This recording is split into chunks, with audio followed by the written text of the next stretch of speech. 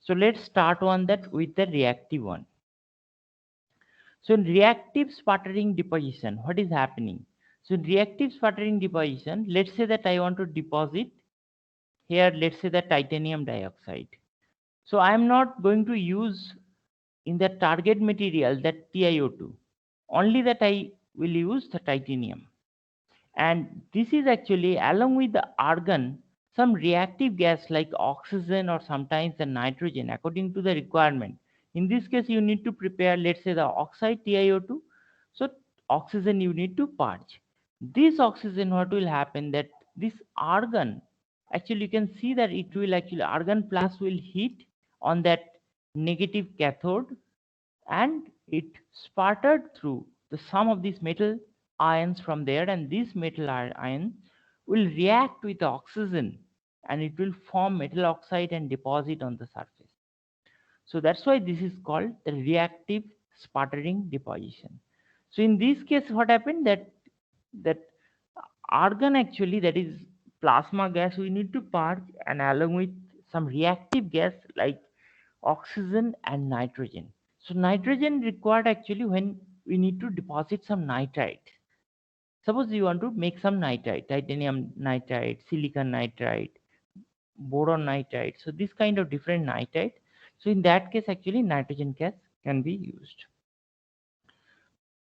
So to understand this technique, let's have a discussion. So it is possible, also possible to use non-inert gas such as oxygen and nitrogen, either in place of or more commonly in addition to this inert gas argon. Okay, so that is the purpose of this reactive sputtering.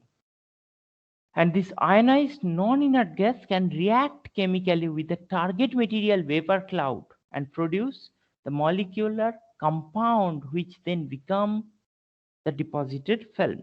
So here you can see that M is stand for metal. So this metal is coming and it's react with the oxygen, and you can see here this metal oxide formation, and this molecule will deposit on the substrate. Okay, so that is actually the idea in this reactive sputtering deposition. So silicon target reactively sputtered with oxygen can produce silicon dioxide film, and with nitrogen it can produce silicon nitride film. It's also possible for some of these reactive gas ion to react chemically with atoms on the surface target without sputtering them off of the target. So that is also possible. So what is this? Let's understand the problem. So this oxygen, it can on the surface it can react, and on the surface it can form one metal oxide. And if it is formed, it's dangerous for this sputtering because sputtering will stop, because there is a different material coating will form. So that is also possible, and that is actually it refers to a poisoning the target surface and changing it from a plate of a pure material into one which includes some percentage of already that reacted molecule. So then what will happen then, and this molecule will behave differently in terms of conductivity, sputter yield, and that force. So I want actually metal oxide, and on the surface, target surface, already metal oxide formation is there. So this target surface, the metal oxide formation, will stop the sputtering because surface nature will change, surface conductivity pattern will change, because if I use the metal, so metal will have a good conductivity, when metal oxide conductivity will not be that much. So then what will happen and how to eliminate? So in order to eliminate this problem, just you stop for a while the oxygen and purge only the argon. Then what will happen? Whatever oxide formation is there, again this argon will start hitting there itself, and no more further, I mean so all oxides will be removed and no more further oxygen, and again you can purge oxygen. So that means in reactive sputter deposition, so there are some demerit. So to avoid this demerit, you have to modify your process. So it can be necessary to periodically condition the surface by sputtering off the top layer with just inert gas to get back this original material. So that means periodically that you have to do it. So after certain deposition, then you have to purge, stop the oxygen, purge only this argon, and this argon will remove or will sputter this metal oxide from the surface of the target, and again then you can start your oxide deposition. So in reactive sputtering, then sputtering metal target in presence of reactive gas mixed with inert gas. So that is generally is happening. So sputtering a compound target may not give what we want. So let's say I want two different, let's say that barium titanate. So barium is there, titanium is there. So that means what will be my target composition? It's a barium titanium alloy. So that's why sputtering a compound target may not give whatever you want. So this is a problem in actually reactive sputtering. Okay, if you want a compound, that is actually sometimes is difficult. So this does not mean the reactive sputtering will give that what you one wants. It's just one more things to try with. So certainly the reactive sputtering can be done using DC sputtering, and whereas the compound target insulating can be used for RF sputtering. So in reactive sputtering, actually in general only the DC current is used. But if you want to use like actually, and it's better for a reactive sputtering for the metallic target, but if you want to use that insulating target, so in that case RF sputtering, that is I'll discuss. So you just keep in your mind that in reactive sputtering these are the practical challenge. If I want that multi-component material, then reactive sputtering may not give that kind of good yield. And chemical reaction takes place on that substrate and target. So that is already I told, this is called the poisoning. So on the substrate, yeah, ideally the chemical reaction, so whatever that reaction should take place before depositing on the substrate. But if it's deposit sometimes on target or on substrate, so can poison the target if chemical reaction are faster than that sputter rate. So if chemical reaction are faster than the sputter rate, so immediately that so one new oxide layer formation will be there on the target, and your sputtering immediately will be stopped. So need to adjust the reactive gas flow to get a good composition like SiO2 rather than Si2 minus X without incorporating excess gas into this film. So this is also important that this composition, whatever you composition you are looking for, that stoichiometry should maintain. And like some example like oxide, if you want to get, so Al2O3 SiO2, then tantalum oxide. So oxide mixed with argon. So along with the argon, oxygen, if you purge, then actually oxide will form. Similarly for nitride like TN, TIN, Si3N4. So nitrogen or ammonia, it can be purged with argon. And in case of carbide, let's say the titanium carbide, tungsten carbide, silicon carbide. So these are actually hydrocarbons. Some of the hydrocarbon can be mixed with argon.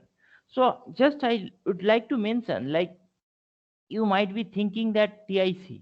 So this TIC coating is not a easy thing. And like nowadays what happened that there is a trend for like plasma spray coating and this kind of coating, but without the plasma spray coating also, that you have that existing technology that is possible to have your, that you can have a this kind of hard coating. Okay, So like actually plasma spray coating, that is actually nowadays became a popular. So like just like I like to give example like 10 years back when additive manufacturing came, like 3D printing. So it became a actually very, I mean, promising future. And of course, that is a trend of that, like 3D printing. This 3D printing actually, these are the future.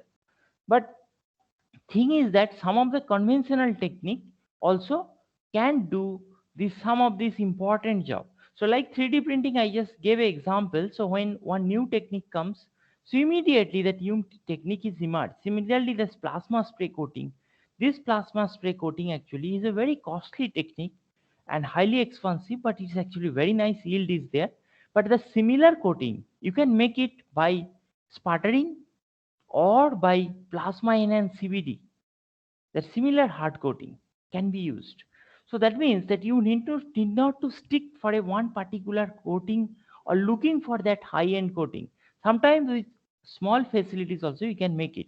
So my point is that carbide, this carbides and nitrites is not an easy thing to make a coating. So this is actually by reactive sputtering you can do it. Now next is that DC or the direct current sputtering.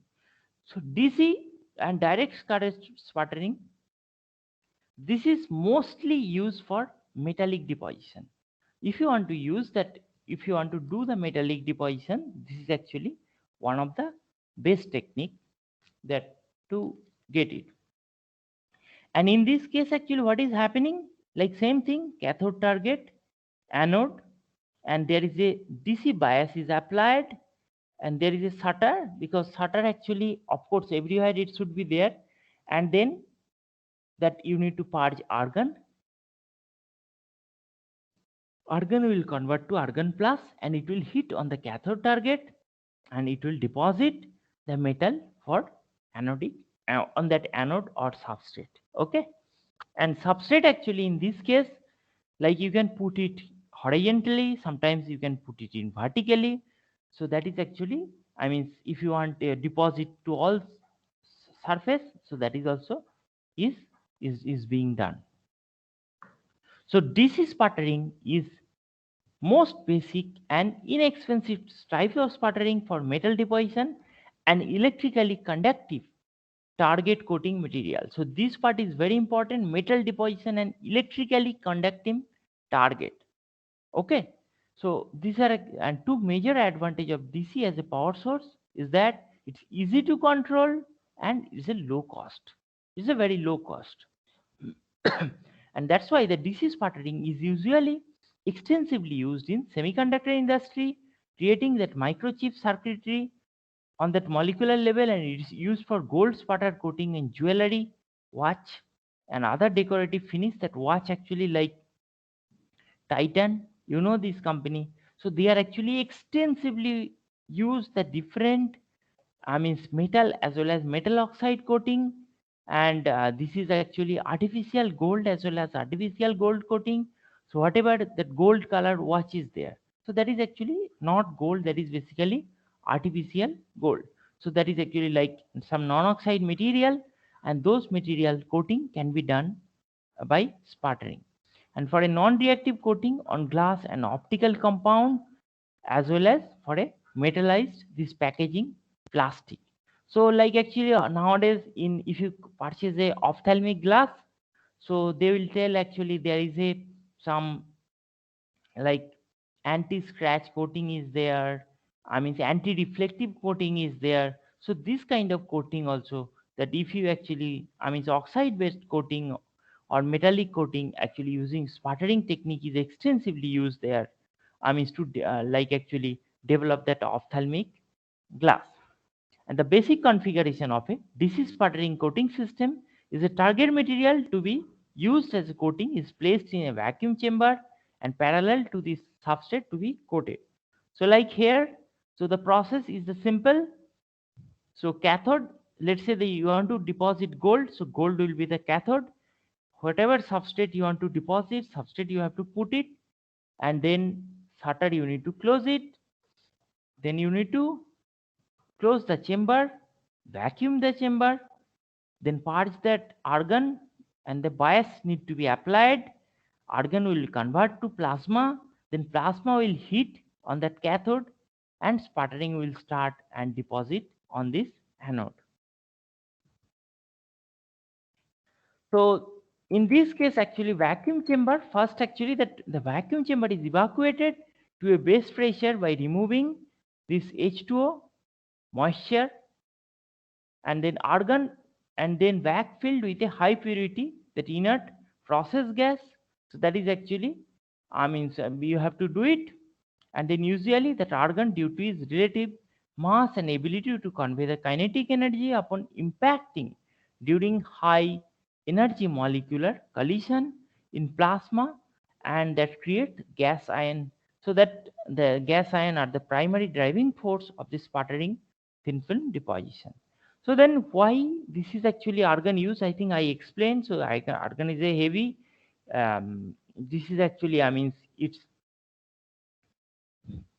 a heavy atom, and relatively actually a high mass is there, so that is actually helping in that collision, and that's why this argon is being used. And typical the sputtered pressure range 5 millitorr to 100 millitorr. And in sputtering, this pressure, chamber pressure is very important. So two basic parameter is very important. One is the chamber pressure, and second is that whatever that you are applying the voltage. Okay, so this sputtered voltage. So this chamber pressure is very important. That is actually already I have shown. Too low chamber pressure does not work. Similarly, very high pressure also does not work. So there should be a optimum pressure. A DC current like -2 to 5 kilovolt range is applied, and in the target coating material, that is cathode, and a positive charge is applied on the substrate to be coated, which become that anode. Okay, so now let's understand that in DC sputtering, is a metal can be deposited very easily. Then what are the limitation of the DC sputtering? So in limitation of the DC sputtering, what will happen? Let's come in the cathode target. On top of cathode target, there could be a chance of the accumulation of argon plus. So argon plus will hit, and sometimes it may absorb on the surface, this argon plus. And now if, as just imagine that entire that cathode surface, if it converts with the argon plus, then what will happen? Stop the sputtering, because sputtering will actually will stop. So this kind of problem is there. So this is actually, it's a limitation that non-conducting dielectric insulating material take on charge over time, which can result inequalities like arcing or the poisoning of the target material with a charge, then result in this complete the cessation of the sputtering or the stopping of the sputtering. What is that actually? Will non-conducting dielectric insulating material take on a charge over time. So let's understand. So over time, positive ions are produced with accumulate on the surface of the target, first giving a positive charge. But you just imagine this cathode should be negative charge, and then only plus charge argon is attracting. But on top of that cathode surface, there is a accumulation of positive charge. So it's a very dangerous, and those things actually will stop. So at a certain point, this charge can build up and lead to a complete stopping of the sputtering atom being that discharge for coating. Okay, and to overcome this limitation, what we can do it, like several more complicated technologies such as RF or radio frequency. So DC and AC frequency, what will happen? In AC frequency, what will happen? So there will be a alternate voltage will apply. So when this accumulation of argon plus will form. Immediately this argon will be removed by this alternate cycle of this AC current. So that is actually, is problem in case of DC sputtering. So that can be overcome by some other latest technology like RF sputtering. Okay. So these are actually about this RF, and another one HIPIMS. There also that short pulse is being used. So this is actually relatively the simplicity of this DC power source compared to that RF or HIMPS power source that require much more complicated configuration, cabling, and high energy cost continue to a DC sputtering at low cost solution for many types of vacuum metal deposition like gold sputtering and other electrically conductive coating. So this is actually simple, and it's actually cost is less compared to this high-end technique. So that's why DC is popular, but you have to keep in your mind it's restricted only for metallic deposition, not for this oxides. So like actually some of the parameters like in sputtering in general, that sputtered voltage is important, substrate bias voltage, then substrate temperature. So substrate temperature is very important, and you have to, there is a controller is there on the substrate. So that is actually need to be, substrate can be heated if required. And then deposition rate. So deposition rate you can control by changing the pressure and increase the sputtered yield. So sputtered yield actually can be changed again by the sputtered voltage, and usually increase with high voltage. And the particle energy, so particle energy again can be increased with increasing sputter voltage, decreases with increasing substrate bias, and decreases with increasing argon pressure. So someone actually asked, I remember that actually, what is that role of this target heating? So there is no as such concept of this target heating. Okay. So target we need not to hit, rather than we need to cool the target.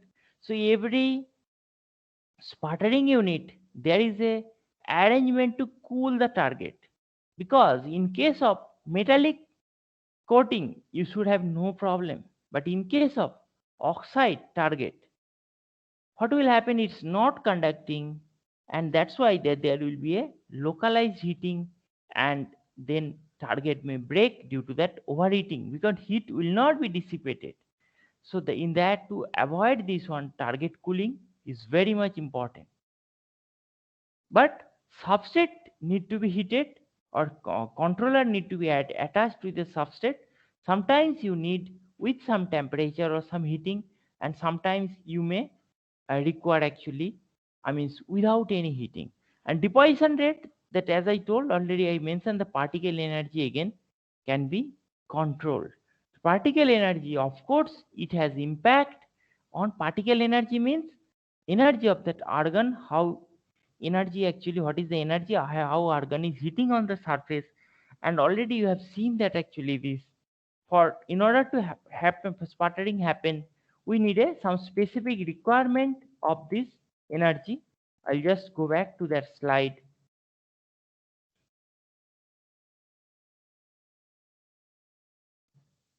Yeah, you can see this sputtering 3 kilo electron volt to 10 kilo electron volt.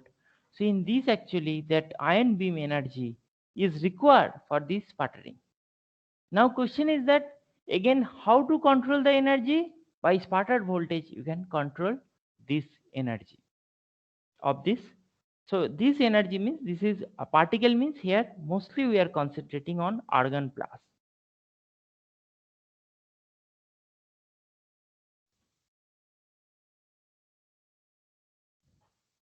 Okay.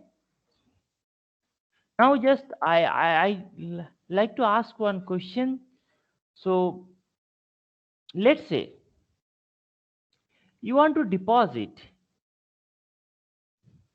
this let's say that some metal oxide, and if you increase the pressure, chamber pressure, I'm talking about the chamber pressure.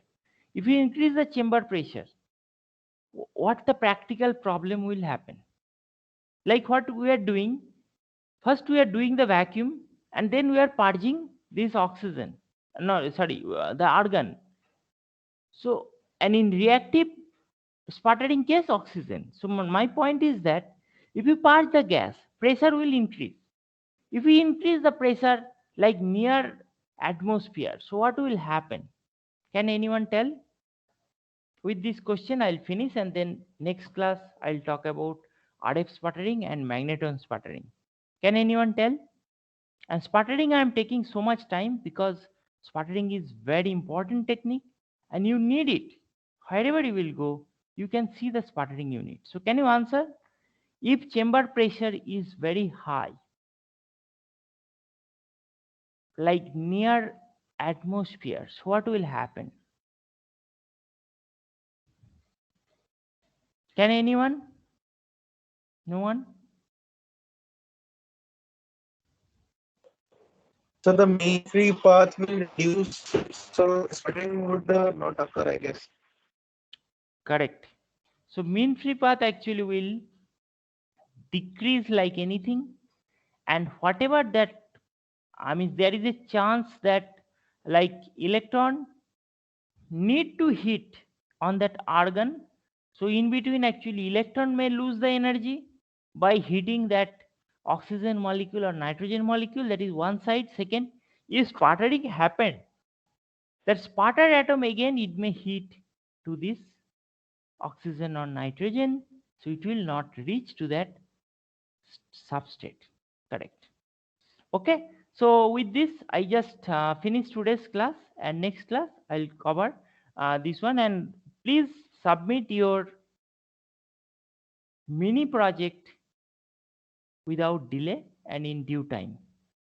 And if you need any discussion, you can ask So, to finish your mini so, project. Hello. so doubt why the sputter voltage is represented in negative, like Sputtered. -2 to -5 kilovolt. It was mentioned in the slide. No, no, that is actually just a notation only. Okay.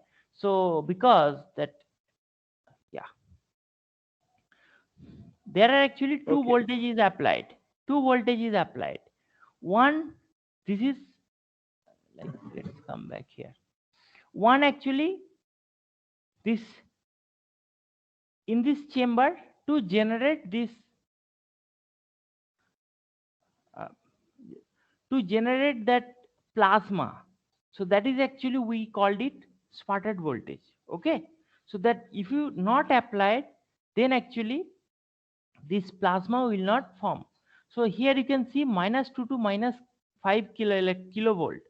So this is just a notation, and because this cathode is a negatively charged, and this purpose is that to generate the plasma.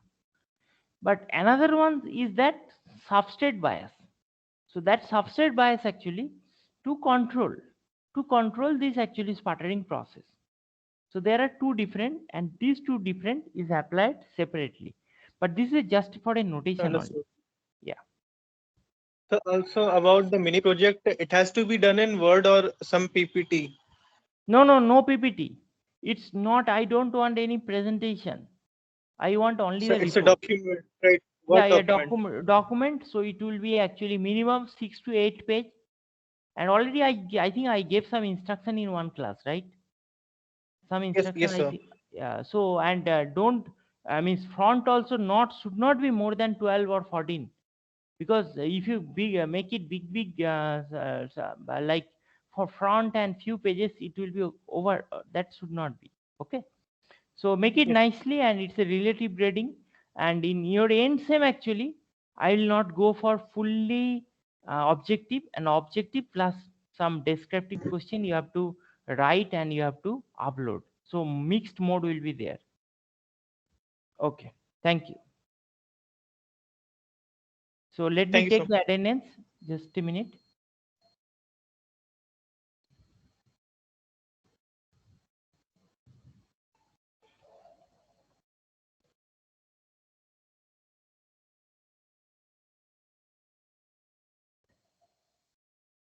And this subject actually, if you ask, please ask in the class plenty of questions, because this thin film and coating, like sputtering, wherever you will go, if you go to industry, if you go to higher studies, you can see the sputtering unit. So that's why actually my suggestion is, please pay attention on the class, ask the question. Okay. Okay, bye.